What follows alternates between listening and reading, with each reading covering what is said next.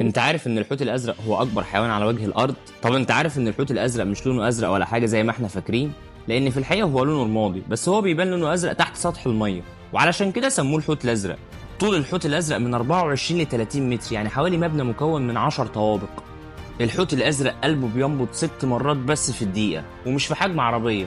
وزن الحوت الازرق 200 الف كيلو جرام، يعني بحسبة بسيطة كده 25 ضعف الفيل الأفريقي. الحوت الأزرق بياكل في اليوم 40 ألف كيلو جرام، يعني بحسبة بسيطة كده 40 دب قطبي أو 20 زرافة.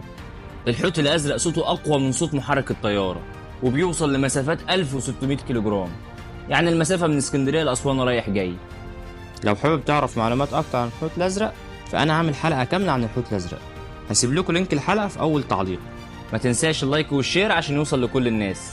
شكرا ليكم.